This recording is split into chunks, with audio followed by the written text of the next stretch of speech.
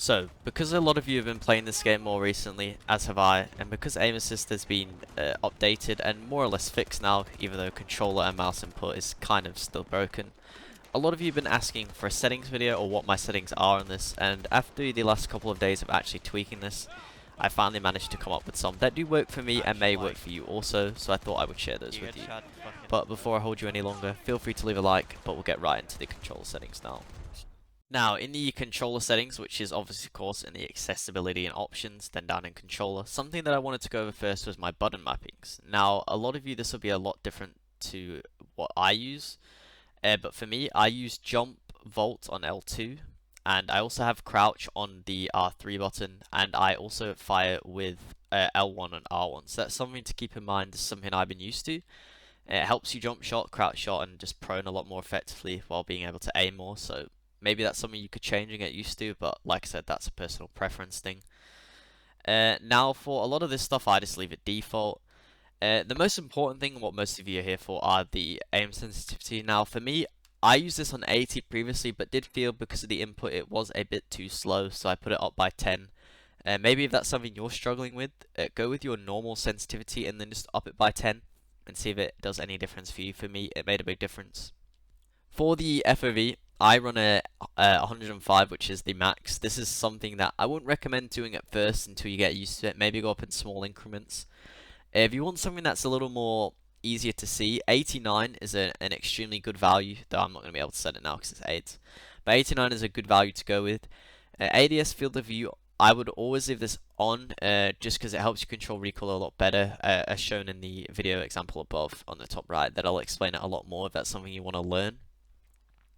Aim assist, I run this on 80. It is fixed now. 100, I feel, is a little bit too sticky. So if you're finding it still a little bit strong, maybe turn this down to 80, 85, 70. That may be your sweet spot. It may help you. Zoom snap, I've always run on 0.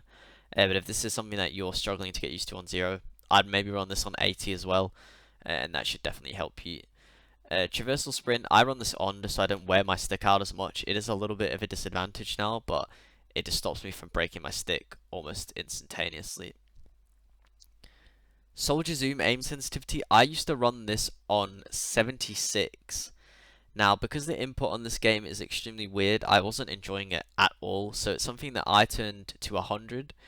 In combination with turning my coefficient to 0. Now, I did a video on this probably about 12 months ago, maybe less, 10 months ago, explaining why I did this, and I feel like the coefficient, just something is wrong with it in this game. So if you use uniform soldier aiming on, turn this to 0 and then turn your ADS to 100 and let me know how it goes, because for me it was a lot more smoother and a lot easier to control before aim assist, and now that aim assist is there, it's something that I recommend you definitely trying.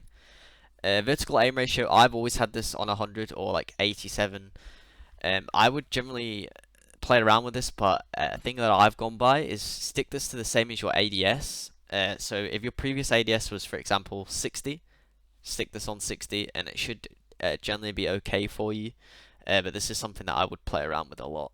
If you run uniform soldier aiming on, do not touch any of these zoom aim sensitivities. It just messes with the algorithm that bases it off this. And if you don't run uniform soldier aiming on, you can change all of these so you can fine tune your sensitivity. It does take a while though.